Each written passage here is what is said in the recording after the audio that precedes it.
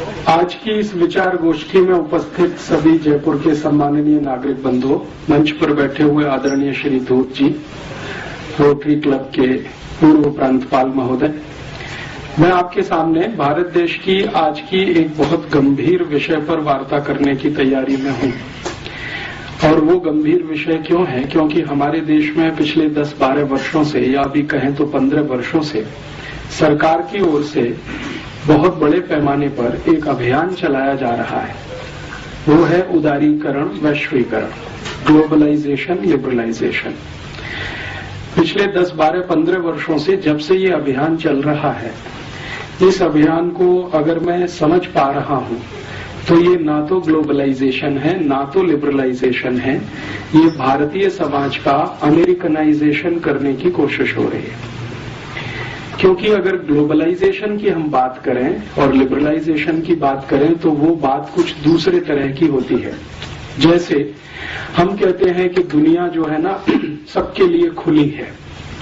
अगर दुनिया सबके लिए खुली है और बार बार एक मुहावरा इस्तेमाल होता है कि अब पूरा विश्व एक गांव हो गया है, कोई कहीं भी आ सकता है, कोई कहीं भी जा सकता है, तो इस दृष्टि से मैंने उदारीकरण, वैश्वीकरण को समझने की कोशिश की है कि क्या सच में विश्व एक गांव हो गया है। तो मेरे मन में जो प्रश्न आता है वो और जो हो रहा है वो दोनों को जब मैं देखने की कोशिश करता हूं तो पता चलता है कि ऐसा तो कुछ भी नहीं हो रहा है। अगर हम ग्लोबलाइजेशन का सही अर्थ माने तो भारतीय मान्यता में और भारत की संस्कृति में, सभ्यता में वसुधैव कुटुंबकम कहा गया है कि सारी वसुधा, पूरी पृथ्वी हमारा एक परिवार है, कुटुंब है, जिसमें हर कोई स्वतंत्र है अपनी इच्छा से दूसरों की सीमाओं का सम्मान करते हुए कुछ करने के लिए। हमारी तो भारत की मान्यता कुछ इस तरह की है।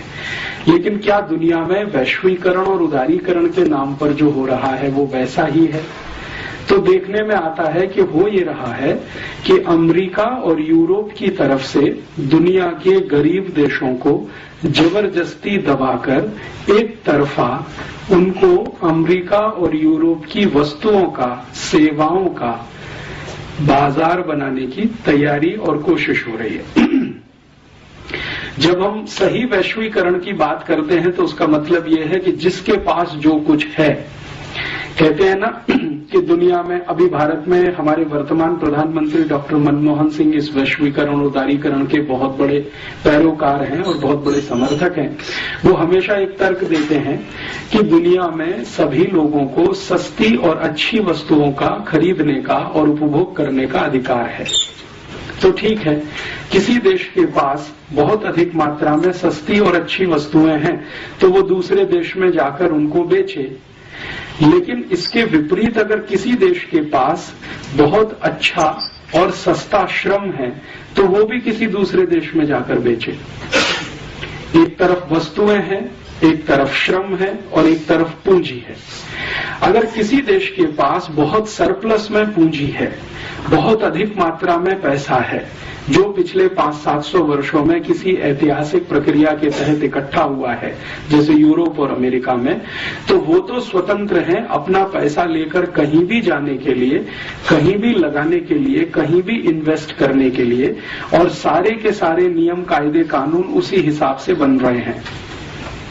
WTO की, विश्व व्यापार संगठन की, अंतर्राष्ट्रीय मुद्रा कोष और विश्व बैंक की जो शर्तें हैं वो कुछ इस तरह की हैं कि अमीर देश अपनी पूंजी को लेकर किसी भी देश में जाएं, कुछ भी उत्पादन करें, बिक्री करें और मुनाफा लेकर अपने देश में आएं।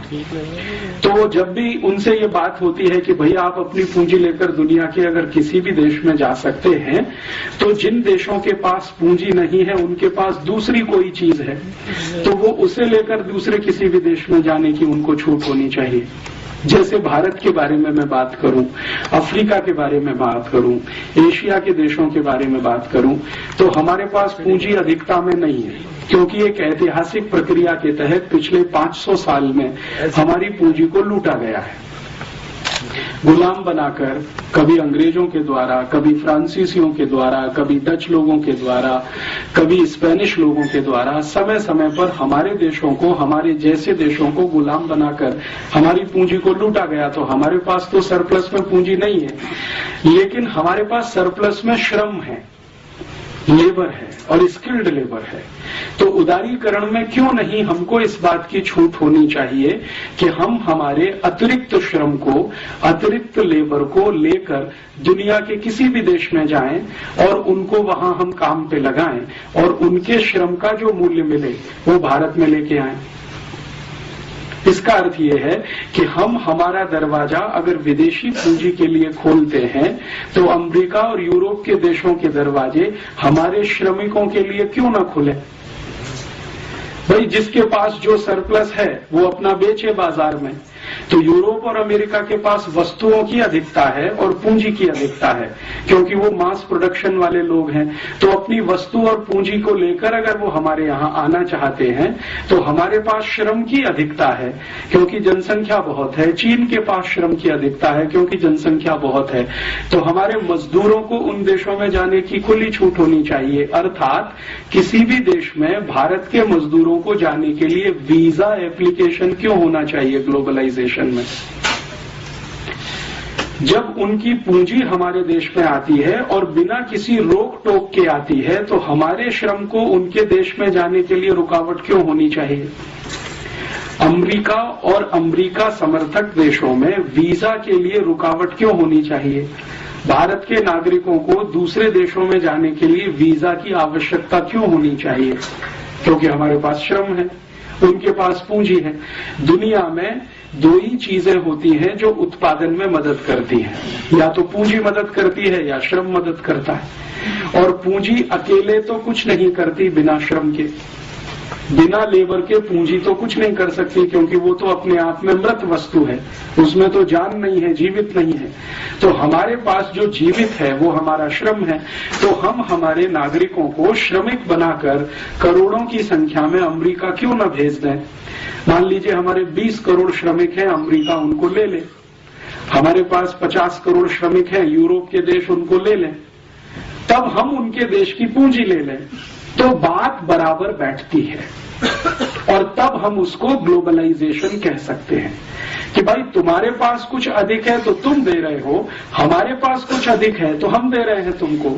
ये लेन देन अगर बराबर के स्तर पर होता है तब तो कुछ ठीक बैठता है और उसको हम ग्लोबलाइजेशन कह सकते हैं। लेकिन अभी क्या हो रहा है, वास्तविकता ये है कि हमारे श्रमिक अमेरिका ना जा सकें, यूरोप के देशों में ना जा सकें, उसके लिए इतने कठोर वीजा के नियम बनाए गए हैं कि आप आसानी से वीजा ले न सकें। भारत में हर साल 50 लाख से ज्यादा नागरिक अमेरिका के वीजा के लिए एप्लीकेशन देते हैं और उनमें से 45 लाख को एक ही बार में रिजेक्ट कर दिया जाता है। 5 लाख में से सिलेक्शन किया जाता है और उसमें से मुश्किल से 1-8 लाख को या उससे भी कम 70-80 हजार को वीजा दिया जाता है। तो हमारे यहाँ से नागरिक उनके यहाँ नहीं जा सकते, लेकिन उनके यहाँ से पैसा हमारे यहाँ आ सकता है।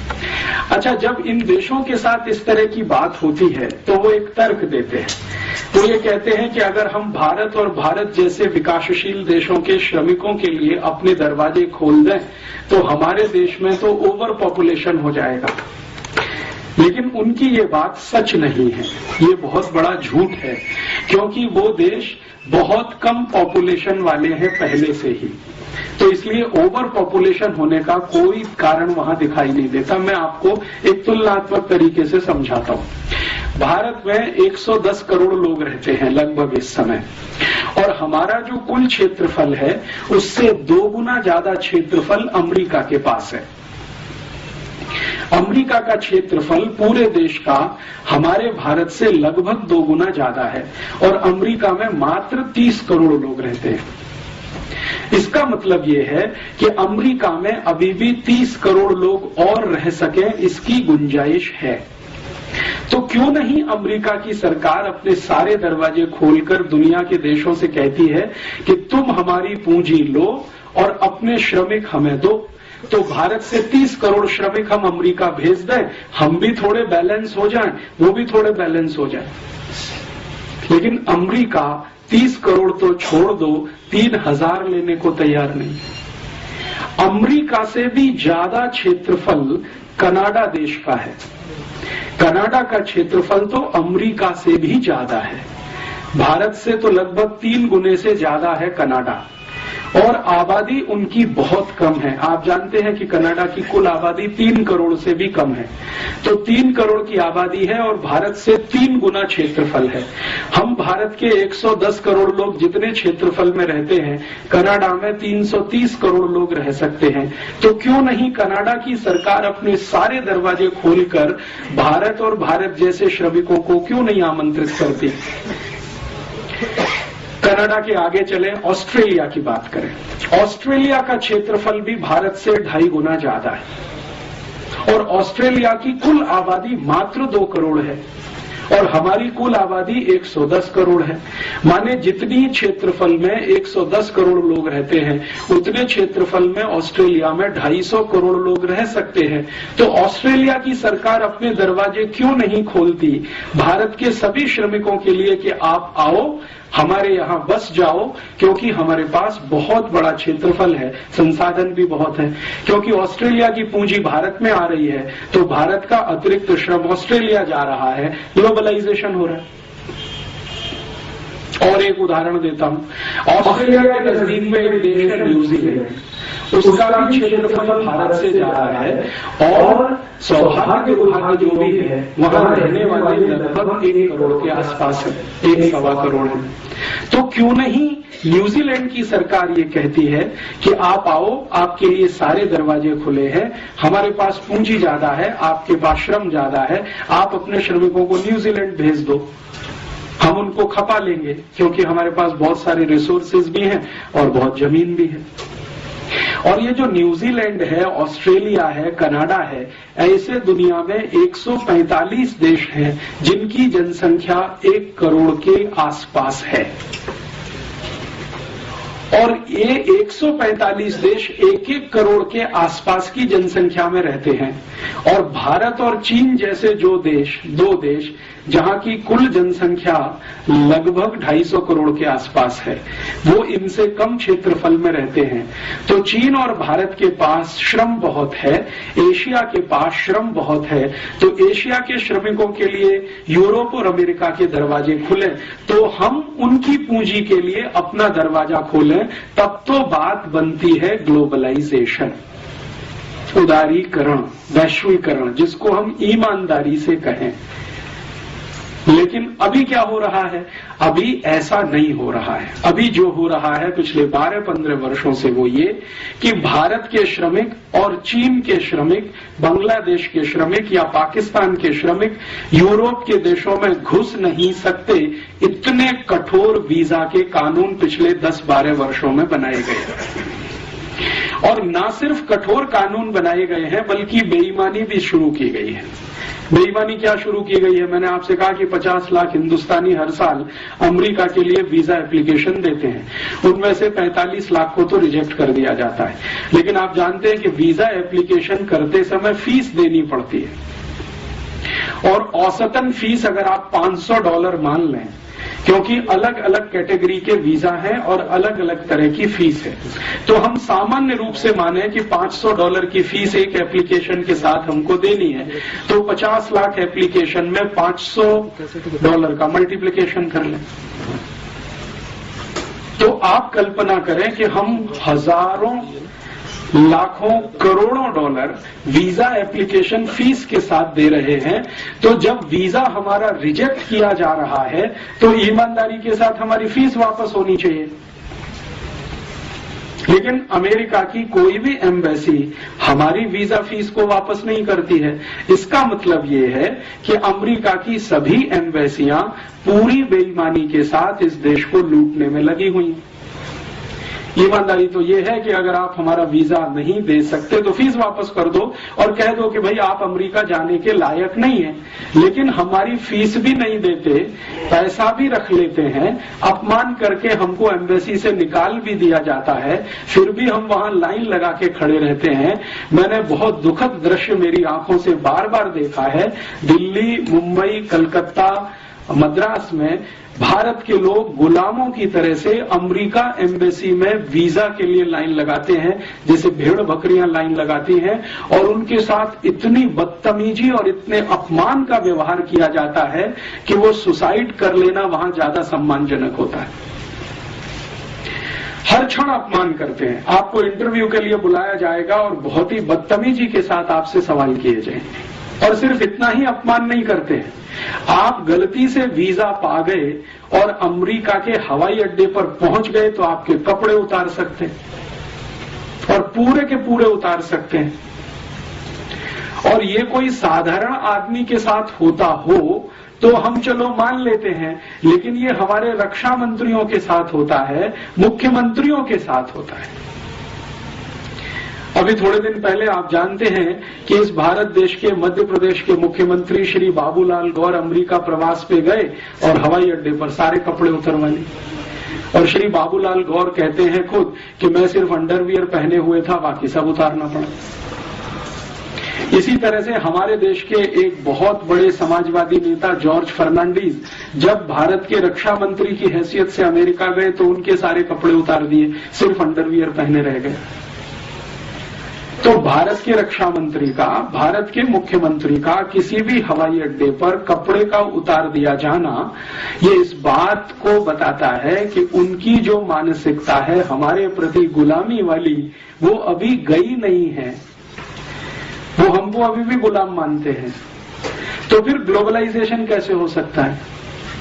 जो भी कुछ हो रहा है वो अमेरिकनाइजेशन ही हो रहा है। वहां से तो सब कुछ यहां आए, वहां की कंपनियां यहां आए, वहां की सेवा करने वाली संस्था यहां आए, वहां के विशेषज्ञ यहां आए, डॉक्टर्स आए, चार्टर्ड अकाउंटेंट्स आए, इंजीनियर्स आए, वहां के एडवोकेट्स भारत में आए, सब कुछ वहां का यहां आए। वहां की दाल आए, चावल आए, चना आए, मटर आए, वहां की सब्जियां आए, सब कुछ यहां से कुछ ना जाए। वहां की संस्कृति आए, वहां की सभ्यता आए, वहां की परंपरा आए, सब कुछ आए, यहां से कुछ ना जाए वहां। तो ये तो कुछ ग्लोबलाइजेशन नहीं है, और ये तो कुछ लिबरलाइजेशन भी नहीं है। और ग्लोबलाइजेशन और लिबरलाइजेशन के सही शब्दों को अगर अर्थ करना सीखें, उदारीकरण और वैश्वीकरण की सही परिभाषा करना सीखें, तो हमारे यहाँ संस्कृति में बहुत विस्तार पूर्वक कहा गया वसुधैव कुटुंबकम, मतलब पूरी दुनिया आपके लिए परिवार जैसी है। माने दुनिया के साथ आप परिवार जैसा व्यवहार करें। तो परिवार में जिस तरह का व्यवहार होता है वैसा आप दुनिया के साथ करें। ये भारतीयता और भारतीय परंपरा या भारतीय मान्यता में है। लेकिन वो व्यवहार कैसे करें? वो तो परिवार मानते नहीं है। वो तो मानते हैं कि आप गुलाम हैं, पहले भी थे, आज भी हैं, और आपकी गर्ज है जो आप अमेरिका आने के लिए वीजा एप्लीकेशन लगाते हैं। अमेरिका सरकार की कोई गर्ज नहीं है आपको बुलाने की। तो ये तो एक तरफा मामला है, ये तो दो तरफा है नहीं। तो एक तरफा मामले में तो ना तो लिबरलाइजेशन होता है, उदारीकरण होता है, ना तो वैश्वीकरण होता है। उसमें जो होता है वो करण वो होता है जिस देश से सब कुछ आ रहा है और यहां से कुछ नहीं जा पा रहा है। यहां से कुछ भी हम भेजें, जैसे हम अंगूर भेजें, आम भेजें, टमाटर भेजें, गाजर भेजें, मूली भेजें, तो वहां से रिजेक्ट हो जाता है।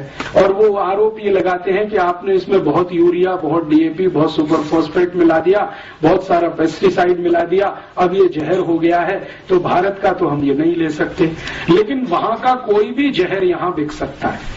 पेप्सी कोला बिक सकता है, कोका कोला बिक सकता है, पिज्जा बिक सकता है, बर्गर बिक सकता है, हॉट डॉग, कोल्ड डॉग बिक सकता है। हमारे देश की कई वैज्ञानिक संस्थाओं ने पेप्सी कोक को जहर घोषित किया है, फिर भी बिक सकता है। तो वहां का कुछ भी बिके, यहाँ का अंगूर भी अमेरिका में ना बिक सके, आम भी ना बिक सके, गाजर, टमाटर, मूली भी ना बिक सके। तो ये सारा मामला जो है ना तो वैश्वीकरण का है, ना उदारीकरण का है, ये सारा अमरीकीकरण का है। और इस अमरीकीकरण को हमारे देश के वर्तमान प्रधानमंत्री ने और हमारे देश के वर्तमान वित्त मंत्री ने दोनों ने अलग अलग समय पर बिल्कुल ठप्पा लगा के सिद्ध कर दिया कि हम जो कर रहे हैं वो वास्तव में भारत का गुलामीकरण ही है। मैं आपको इसका एक ठोस उदाहरण देता हूं। हमारे वर्तमान प्रधानमंत्री डॉक्टर मनमोहन सिंह 8 जुलाई 2005 को लंदन गए। लंदन में एक बड़ी विश्वविद्यालय है, उसको ऑक्सफोर्ड कहते हैं। हमारे वर्तमान प्रधानमंत्री ऑक्सफोर्ड में पढ़े हैं, ऐसा वो बड़े गर्व से कहते हैं। ठीक है, अब वो जो ऑक्सफोर्ड ने उनको एक डॉक्टरेट का डिग्री दिया, एक तो वो पहले ले चुके हैं पीएचडी करते हुए, अभी एक दूसरा डॉक्टरेट उनको दिया ऑक्सफोर्ड विश्वविद्यालय ने सम्मान के रूप में। तो उस डिग्री को लेने के लिए वो गए और वहां जो कार्यक्रम था ऑक्सफोर्ड यूनिवर्सिटी में, उसमें उनके साथ मंच पर ब्रिटेन की महारानी भी थी, ब्रिटेन के प्रधानमंत्री भी थे टॉनी ब्लेयर, और ब्रिटेन की सरकार के कुछ महत्वपूर्ण अधिकारी भी थे। महारानी का, जैसा आप जानते हैं, ब्रिटेन में आज भी राजा के जैसा ही रुतबा है। उनका जो कुर्सी होता है वो सबसे ऊंचा बनाया जाता है, बाकी सबका कुर्सी उससे नीचा रहता है। तो मनमोहन सिंह और टॉनी ब्लेयर का कुर्सी नीचा था, रानी का कुर्सी ऊंचा था, तो थोड़े ऊंचाई के पोडियम पर वो बैठी हुई थी, पेडेस्ट्रल पे। मनमोहन सिंह साहब ने 44 मिनट वहां भाषण दिया और उसकी रिकॉर्डिंग बीबीसी ने किया, और बीबीसी ने ब्रिटेन में तो उसको डायरेक्ट टेलीकास्ट किया, लेकिन थोड़े दिन के बाद हिंदुस्तान में भी हमें वो देखने को मिल गया। 2-3 दिन के बाद उन्होंने यहां भी दिखा दिया। वो भाषण मैंने देखा तो मैं तो दंग रह गया। मनमोहन सिंह ने अपने 44 मिनट के पूरे भाषण में जो कुछ कहा वो किसी भी स्वाभिमानी भारतीय के लिए शर्म से डूब मरने जैसा है। उन्होंने कहा कि हम भारतवासियों से तो बहुत बड़ी गलती हो गई जो हमने अंग्रेजों को भगा दिया अपने देश में से। ये उनका ऑक्सफोर्ड यूनिवर्सिटी में भारत के प्रधानमंत्री के रूप में वक्तव्य है कि हमसे तो बहुत बड़ी गलती हो गई जो हमने अंग्रेजों को भगा दिया। तो क्यों हो गई ये गलती? तो वो कह रहे हैं कि अंग्रेजों की सभ्यता ने तो हमको बहुत कुछ सिखाया है, अंग्रेजों की संस्कृति से तो हमको बहुत कुछ सीखने को मिला है, अंग्रेजी शिक्षा से तो हमें बहुत कुछ लाभ हुआ है, अंग्रेजी विज्ञान और तकनीकी ने तो हमें बहुत ऊंचा उठाया है। हम तो भारतवासी अंग्रेजों के आने के पहले अंधकार युग में रहते थे, अंग्रेजों ने हमको प्रकाश में लाया। तो इसलिए अंग्रेजों की सभ्यता, उनकी संस्कृति, उनकी परंपरा, उनकी भाषा, उनका रहन सहन, और उसके भी आगे जाकर उन्होंने कहा कि अंग्रेजों की न्याय व्यवस्था न होती तो हमको तो मालूम नहीं था न्याय कैसा होता है। जो अंग्रेजों की अंग्रेजी नहीं होती तो हम तो दुनिया के ज्ञान से बिल्कुल वंचित थे, हमको तो ज्ञान भी नहीं होता। इतनी बातें 44 मिनट में वो बोल गए। उनका जो पहला ही वाक्य है, अगर हम उसको ठीक से समझने की कोशिश करें कि हमसे तो गलती हो गई जो हमने अंग्रेजों को भगा दिया, इसका सीधा सा मतलब ये है कि अंग्रेजों को भगाने वाले जितने भी भारतीय थे वो सब मनमोहन सिंह की नजर में गलत हैं। अर्थात महात्मा गांधी गलत हैं, भगत सिंह गलत हैं, ऊधम सिंह गलत हैं, चंद्रशेखर आजाद गलत हैं, तात्या टोपे गलत हैं, झांसी की रानी गलत है, कित्तूर चेन्नम्मा गलत है। भारत में 6,40,000 क्रांतिकारी थे जिन्होंने अंग्रेजों को भगाने के लिए अपना बलिदान किया। उन सबका अपमान मनमोहन सिंह ने एक वाक्य में कर दिया कि हमसे तो गलती हो गई जो हमने अंग्रेजों को भगा दिया। नहीं भगाते तो शायद और अच्छा होता भारत, जो आज का भारत है ये और अच्छा होता। और अच्छा होता माने मनमोहन सिंह की नजरों में भारत और 1947 से 2005 तक अंग्रेजों का ही गुलाम रहता, हमारी नजरों में गुलाम रहता। मनमोहन सिंह की नजरों में विकास करता हुआ एक देश होता, क्योंकि विकास करना तो हमने अंग्रेजों से ही सीखा। ये मनमोहन सिंह की पक्की मान्यता है। ये उसको वो ऐतिहासिक संदर्भ में तो नहीं, लेकिन अर्थशास्त्र के रूप में वो सिद्ध करते हैं अपने सभी व्याख्यानों में, लिखते भी हैं, बोलते भी हैं, करते भी हैं। अभी भारत में शायद मनमोहन सिंह से ज्यादा अंग्रेजियत वाला दूसरा कोई व्यक्ति मिलेगा जिसको आप टॉर्च लेके ढूंढो जो इतना पक्का अंग्रेज होगा। अंग्रेज भी सोचेंगे तो अपने पर शर्म करेंगे कि हमसे ज्यादा पक्का अंग्रेज तो ये है जो भारत का प्रधानमंत्री रहते हुए ये सब करता है। अच्छा, 44 मिनट का भाषण बोल देने के बाद जब उनको डिग्री दी गई तो उसके एक कदम आगे जाकर उन्होंने क्या किया, मैंने आपको कहा ना कि विक्टोरिया जो उनकी रानी है वो बैठी हुई थी, उसका मंच थोड़ा ऊंचा था, तो मनमोहन सिंह उसके पास गए, लिटरली घुटनों के बल उसके सामने बैठे और वो कागज हाथ में लिए हुए।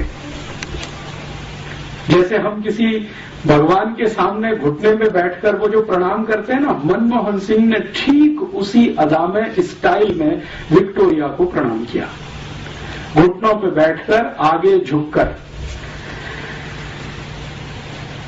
इतनी गुलामी अभी तक भारत में है प्रधानमंत्री स्तर के नेता में।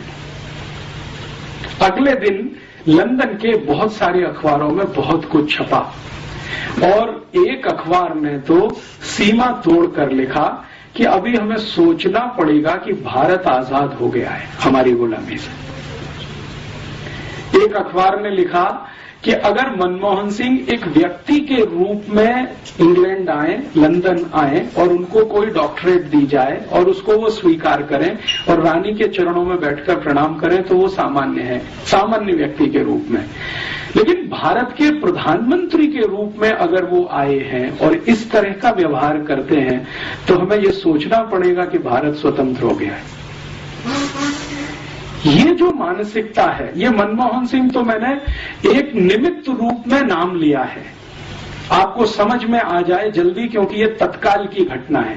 लेकिन ये घटना सिर्फ एक मनमोहन सिंह के साथ नहीं है, ये भारत के उन सभी नेताओं के साथ है जो पश्चिम को, विशेष रूप से यूरोप को अपना दिशा निर्देशक मानते हैं, निर्देशक मानते हैं और मानते हैं कि जो कुछ अच्छा होगा वो पश्चिम से ही होगा, यूरोप से ही होगा, अमेरिका से ही होगा।